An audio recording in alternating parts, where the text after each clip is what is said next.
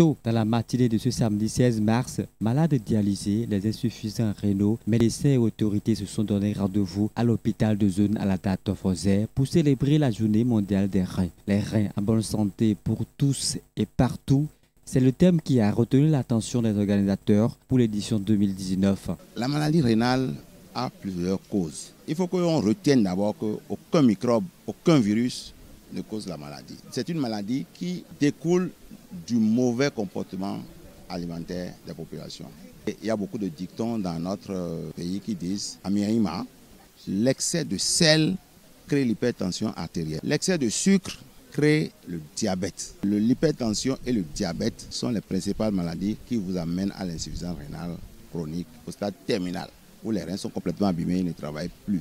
Au Bénin, la célébration de cette journée permet aux acteurs du monde de la santé et aux patients de faire l'état des lieux, de réfléchir sur les mesures préventives pour freiner l'évolution de la maladie. Les quelques maigres ressources dont nous disposons, que l'État met généreusement à notre disposition, que nous puissions réaménager ces ressources-là afin d'optimiser le dépistage.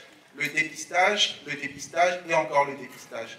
La prévention est la seule arme dont nous disposons pour réellement freiner l'évolution de la maladie. Le Bénin, sur 10 millions d'habitants, compte 350 dialysés pris en charge par l'État. Sur l'ensemble du territoire national, seulement 4 centres de dialyse existent pour 11 néphrologues. Une situation qui doit attirer l'attention de tous vu le niveau d'évolution de la maladie des reins.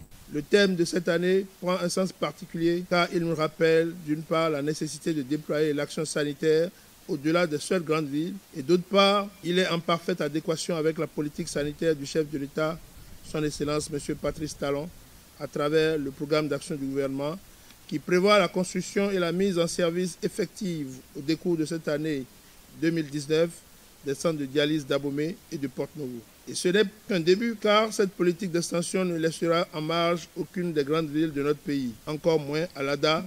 En témoigne d'ailleurs cet important et imposant édifice qui abrite l'activité de ce jour et qui est le témoin de ce que Alada tient une place particulière dans le cœur du président de la République. La célébration de cette journée, loin de se résumer au discours, a été un moment pour les populations d'Alada et environ d'être sensibilisées et de se faire dépister gratuitement.